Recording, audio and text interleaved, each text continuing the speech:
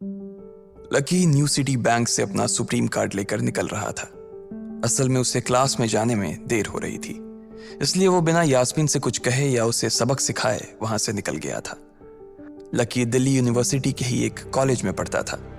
जैसे ही वो कॉलेज के अंदर दाखिल हुआ, उसके पैर एक कीचड़ से भरे गड्ढे में पड़ गए। ओह शिट, उसने अपने आप से कहा और अपने जूतों को पास की सड़क पर साफ करने लगा। वो कॉलेज एडमिनिस्ट्रेशन के दफ्तर की ओर देखकर उसे कोस रहा था। कॉलेज की सड़कों पर इतने सारे गड्ढे हो गए थे, लेकिन वो लोग एक भी गड्ढा नहीं भरवा रहे थे। जब भी लकी इस चीज की कंप्लेन करने के लिए वहां जाता, तो वो इसे ये कह देते कि फंड ही नहीं है। उसने जैसे तैसे अपना जूता तो साफ कर लिया था, लेकिन वो अपनी पैंट पर लगे कीचड़ के दाग को साफ नहीं कर पाया था। वो बाथरूम की ओर जा पाता, इतने में क्लास की घंटी बज गई। वो भागते हुए क्लास में पहुंचा। उसने दरवाजे के बाहर से ही देखा कि प्रोफेसर कमलनाथ मिश्रा पोडियम पर आ गए थे और उन्होंने आज के लेक्चर की शुरुआत भी कर दी थी। जैसे ही उनकी नजर बाहर खड़े लकी पर पड़ी, तो उनकी आंखें निराशा से भर आई। इधर लकी का सिर भी शर्म से झुक गया था और उसे अंदर ही अंदर बुरा लग रहा था। कॉलेज में जितने भी प्रोफेसर थे, उनमें से कमलनाथ जी को लकी सबसे ज्यादा पसंद करता था। बाकी प्रोफेसर ये बात जानते थे कि लकी पढ़ाई के साथ साथ जॉब भी करता था, इसलिए उसका पढ़ाई में ध्यान नहीं था। इसलिए वो भी लकी के ऊपर ज्यादा ध्यान नहीं देते थे। कुछ लोग तो पूरी क्लास के सामने उसका मजाक भी उड़ाते थे, लेकिन सिर्फ कमलनाथ जी ही ऐसे प्रोफेसर थे जो उसके साथ बराबरी का व्यवहार करते थे। लकी बिना कुछ कहे वैसे ही अपना सिर नीचे झुकाए क्लास में दाखिल हो गया। जैसे ही उसके पैर क्लास में पड़े, सभी लोग उसकी ओर देखने लगे। अबे ये फटीचर कब से लेट आने लगा? सूरज पश्चिम से उग सकता है, लेकिन ये कभी लेट नहीं हो सकता। आज क्या हो गया इसे? एक लड़के ने लकी को चढ़ाते हुए कहा। अबे यार, इसकी पैंट तो देख कितनी गंदी है। भाई क्लास में लड़कियां भी होती हैं, कम से कम कपड़े तो ढंग से पहन के आ यार। दूसरे लड़के ने कहा और उसकी ये बात सुनकर उसके पास बैठी लड़की हंस दी और बोली, अरे कहां से पहन कर आता? कपड़े के लिए तो पैसे हैं नहीं इसके पास। एक ये कपड़ा है इसके पास, बहुत है इसके लिए। क्लास में बैठे सभी लोगों ने लकी के ऊपर फफ्तियां कसनी शुरू कर दी थी। हर कोई उसके ऊपर कुछ न कुछ कहे जा रहा था। ऐसा नहीं था कि लकी ये सब आज ही सुन रहा था। इस तरह की फफ्तियों का सामना वो रोज करता था। रोज उसे ऐसी बातें सुनकर बुरा भी लगता था और आज भी उसने अपना सिर नीचे तो झुका लिया था, लेकिन आज उसके चेहरे पर एक मुस्कान थी। इन लोगों को पता नहीं था कि यह अनलकी आज कितना लकी होकर आ रहा है। जैसे ही क्लास में बैठे बच्चों का शोर बढ़ने लगा, उधर से कमलनाथ जी ने चिल्लाते हुए कहा, आपस में बात करना बंद करो। अगर तुम लोग इस तरह बात करते रहोगे तो मैं आगे नहीं पढ़ाऊंगा। सभी लोग शांत होकर उनकी बात सुनने लग गए। तब तक लकी भी अपनी कुर्सी पर जाकर बैठ गया था। कमलनाथ जी ने फिर से पढ़ाना शुरू किया और पढ़ाते पढ़ाते ना जाने क्यों उनकी नजर बार बार लकी की ओर जा रही थी। लकी को समझ नहीं आ रहा था कि कमलनाथ जी ऐसा जानबूझकर कर रहे थे। उनकी आंखों को देखकर ऐसा लग रहा था कि उनमें लकी के लिए ढेर सारा गुस्सा भरा हुआ था। उसे ऐसा लग रहा था कि शायद वो अपने प्रोफेसर की उम्मीदों पर खरा नहीं उतर रहा था। थोड़ी ही देर में कमलनाथ जी की क्लास खत्म हो गई। बच्चों, आज की क्लास यही खत्म होती है। कल आप सबको क्या काम करके लाना है वो मैंने यहाँ लिख दिया है। कल मिलते हैं आप सबसे, कमलनाथ जी ने कहा और क्लास के बाहर चले गए। जैसे ही वो बाहर गए, पीछे वाले दरवाजे से किसी की आवाज आई, डिंपल। जैसे ही वो आवाज सबके कानों में पड़ी, सब लोग क्लास के पीछे वाले दरवाजे की ओर देखने लगे। वहां कोई और नहीं बल्कि डिंपल का नया बॉयफ्रेंड राहुल खड़ा था। ये लोग राहुल को अच्छी तरह से जानते थे। राहुल ने दरवाजे से झांक कर देखा तो वहां कोई नहीं था। वो धीरे धीरे कमरे में दाखिल हुआ और सीधा डिंपल के पास चला गया। डिंपल खिड़की के पास बैठी हुई थी। जैसे ही राहुल उसके पास पहुंचा, डिंपल ने अपने हाथ उसकी गर्दन में किसी हार की तरह डाल दिए और उसकी बाहों में झूम उठी। उधर राहुल ने भी डिंपल को सबके सामने चूम लिया था। ये नजारा देखते ही सबकी नजरें लकी के ऊपर जा टिकी। सबको अभी तक तो यही पता था कि डिंपल लकी की गर्लफ्रेंड है। किसी को इस बात की खबर नहीं थी कि उन दोनों का ब्रेकअप हो गया था। डिंपल को राहुल की बाहों में देखकर लकी के तन बदन में आग तो लग गई थी, लेकिन फिर भी वो शांत होकर वहीं बैठा हुआ था और उसने अपने गुस्से पर काबू कर लिया था। अरे भाई लकी, क्या हो रहा है ये सब? डिंपल राहुल के साथ कैसे? उसके एक दोस्त ने आकर लकी से कहा। होने देना यार, जो हो रहा है छोड़ना, लकी ने कहा। उसका इस बारे में किसी से बात करने का कोई मन नहीं हो रहा था। अरे भाई, तुझे पता है वो राहुल कितना चालू आदमी है। अभी तक इस कॉलेज की 5 लड़कियों को फंसा चुका है और ये डिंपल छठी है, लकी के दोस्त प्रीतम ने उससे कहा। उसकी ये बात सुनते ही लकी ने प्रीतम को घूर कर देखा। प्रीतम को लगा कि लकी को उसकी बात का बुरा लगा था, लेकिन अगले ही पल वो उसे देखकर मुस्कुराया और बोला, कोई बात नहीं भाई, सबकी अपनी अपनी लाइफ है। ये कहकर लकी डिंपल की ओर देखने लगा, जो कि राहुल की बाहों में इतरा रही थी। वो जानती नहीं थी कि लकी चाहता तो यहीं खड़े खड़े राहुल और उसके पिता को उनके कारोबार समेत खरीद सकता था।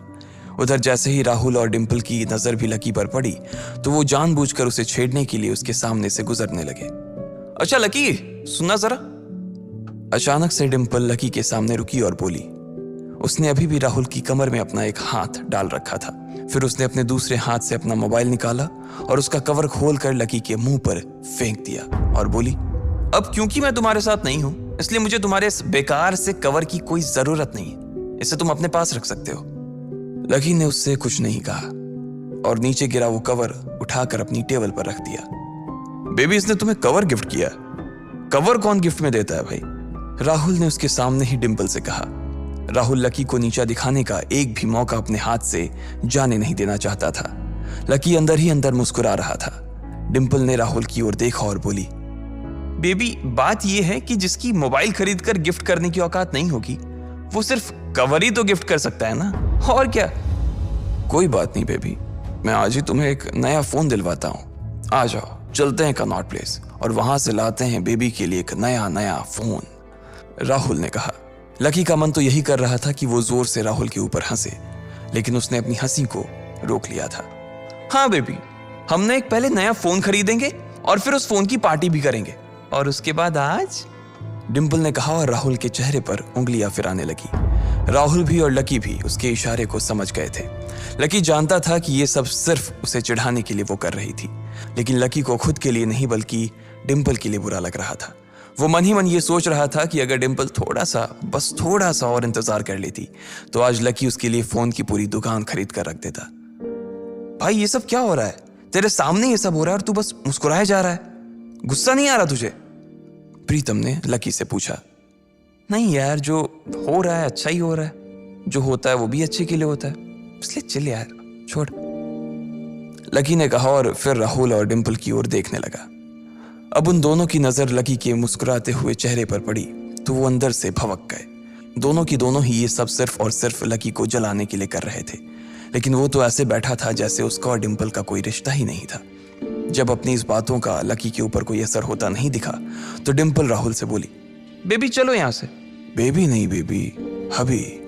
आज से तुम मुझे हबी बोलोगी और मैं तुम्हें बोलूंगा मेरी प्यारी वाइफी, राहुल ने कहा और लकी के सामने ही डिंपल को चूम लिया। ये देखते ही लकी थोड़ा सा जल भुन तो गया और उसका जवाब भी वो राहुल को देना चाहता था, इसलिए उसने कहा, डिंपल ये सब क्यों कर रही हो तुम? क्या दिखाना चाहती हो इससे? लकी को डिंपल का ऐसा रूप देखकर उसी के लिए बुरा लग रहा था। राहुल की किसी बात का तो लकी के ऊपर कोई असर ही नहीं हुआ, लेकिन लकी की इस बात का राहुल को जरूर बुरा लग गया था। उसने गुस्से से अपनी नाक फुलाते हुए कहा, ओए फटीचर, ज्यादा बकवास करने की जरूरत नहीं है। आज के बाद अगर तूने मेरी डिंपल के बारे में कुछ कहा या उसकी तरफ आंख उठाकर भी देखा ना तो मैं राजपथ पर तेरी परेड करवा दूंगा। रहने दे भाई, उसकी जरूरत नहीं पड़ेगी। मैं खराब चीज ना तो देखता हूं और ना ही उसके बारे में बात करता हूं, लकी ने कहा और फिर से प्रीतम की ओर देखकर हंसने लगा। जिस तरह से लकी आज राहुल के मुंह पर जवाब फेंक कर मार रहा था, प्रीतम को तो विश्वास ही नहीं हो रहा था कि ये वही लकी है जो उसका दोस्त हुआ करता था। उधर राहुल उसका जवाब सुनकर गुस्से से लबरेज हो रहा था। वो लकी को सबक सिखाने के लिए अपना घूंसा तान कर उसकी दिशा में बढ़ा ही रहा था कि इतना ही में पीछे से एक लड़की की आवाज आई, डिंपल। सब लोगों ने फिर से उस आवाज की ओर देखा। वहां पर एक थोड़े छोटे कद की लड़की खड़ी थी और वो गुस्से से डिंपल की ओर देख रही थी। उसकी आंखों पर चश्मा लगा था और उसके बाल खुले हुए थे। अब तू हद से आगे बढ़ती जा रही है डिंपल। लकी जैसे लड़के को छोड़कर तू इस एक नंबर के लफंगे लड़के के साथ पड़ी है। तुझे तो कॉलेज के किसी गड्ढे में जाकर डूब मरना चाहिए। साक्षी, क्या कह रही है तू? जुबान संभाल अपनी, डिंपल ने कहा। राहुल के बारे में बुराई नहीं बल्कि लकी के बारे में अच्छी बातें सुनकर डिंपल का मन खराब हो गया था। जब डिंपल लकी के साथ थी तो उसकी साक्षी से भी अच्छी दोस्ती थी। साक्षी एक बहुत ही सुलझी हुई लड़की थी। जब भी डिंपल और लकी के बीच किसी बात को लेकर झगड़ा होता तो डिंपल उसे सुलझाने के लिए अक्सर साक्षी की ही मदद लेती थी। मैं जो कह रही हूं ना, सही कह रही हूं। तुझे सीरियसली शर्म आनी चाहिए डिंपल। मैंने कभी नहीं सोचा था कि तू ऐसी लड़की निकलेगी। लकी जैसा बंदा ना तुझे कहीं नहीं मिलेगा, साक्षी ने कहा और एक कदम आगे आ गई। इधर लकी ने देखा कि साक्षी की बात सुनते ही राहुल के कान खड़े हो गए थे, लेकिन वो सच बोल रही थी, इसलिए राहुल भी कुछ नहीं कर सकता था। साक्षी लकी के पास आकर खड़ी हुई और बोली, तू इतनी जल्दी कैसे भूल गई यार? लकी तेरे लिए हर टफ टाइम में खड़ा रहा था। जब भी तू बीमार होती थी और तेरे खड़े होने की भी हालत नहीं होती थी तो बेचारा तेरे लिए खाना बनाता था, तेरे कपड़े धोता था और तो और तेरे लिए दवाई तक लेके आता था। तुझे याद है ना जब हम हिमाचल घूमने गए थे और तेरे पैर में मोच आ गई थी तो ये बेचारा अपनी नौकरी छोड़कर भागा भागा रात में हमारे पास आ गया था। इतना प्यार किया इसने तुझसे और तू इसे छोड़कर जा रही है, साक्षी ने कहा। अपने लिए साक्षी के मुंह से इतना सब कुछ सुन लेने के बाद लकी ने अपनी गर्दन नीचे झुका ली थी। उसे डिंपल के साथ बिताए वो सारे लम्हे याद आ रहे थे। वो डिंपल के ऊपर जान छिड़कता था। उसका बस चलता तो वो डिंपल को अपनी हथेलियों पर लेकर घूमता।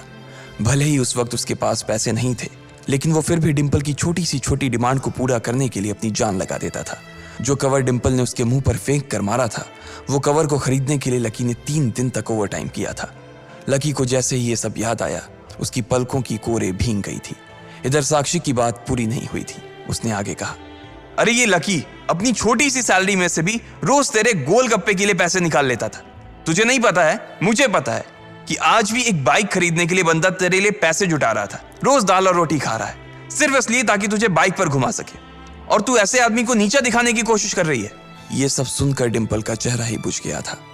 उसे भी साक्षी की कही बातें दिल पर लग रही थी, लेकिन इस वक्त वो राहुल के साथ थी और उसका हाथ राहुल की कमर में था। वो चाह कर भी राहुल के खिलाफ ना तो कुछ बोल सकती थी और ना ही कुछ सुन सकती थी, इसलिए उसने अपने बचाव में कहा, हाँ तो ये तो इसका प्रॉब्लम है ना। मैंने इससे पहले ही कहा था कि ये मेरा प्यार अफोर्ड नहीं कर पाएगा, तो फिर ये मेरे साथ इतना आगे क्यों बढ़ा? आज अगर मैं चीज सैंडविच खा सकती हूँ तो फिर मैं बिना घी वाली रोटी क्यों खाऊं? लकी डिंपल की ये बात सब सुन रहा था और उससे पहले कि वो कुछ जवाब देता, अचानक ही उसका फोन बज उठा। उसने मोबाइल निकाल कर देखा तो पाया कि किसी अनजान नंबर से उसे फोन आया था। साक्षी और डिंपल के बीच हो रही बहस के बीच ही लकी फोन उठाने के लिए वहां से निकल गया। देखा कितनी बदतमीजी से उठ के चला गया, चलो अभी। डिंपल ने राहुल के हाथ को कसकर पकड़ा और निकल गई। इधर फोन पर लकी कुछ बोलता उससे पहले ही दूसरी तरफ से आवाज आई, बहुत हो गया लक्ष्मण, अब बस घर आ जा जल्दी से। यह आवाज सुनते ही लकी एक पल में उसे पहचान गया था। उसके दिमाग से डिंपल के सारे ख्यालात चले गए थे और सिर्फ उस आवाज को सुनकर ही उसकी आंखें भीग आई थी। आखिर किसकी थी वो आवाज? किसका फोन आया था लकी को जो उसका घर पर इंतजार कर रहा था? क्यों आखिर लकी की आंखें भीग आई थी? इन सब सवालों के जवाब अगर आप जानते हैं तो कमेंट बॉक्स में हमें भी बताएं और आगे की कहानी जानने के लिए सुनते रहें लखपति, सिर्फ पॉकेट FM पर।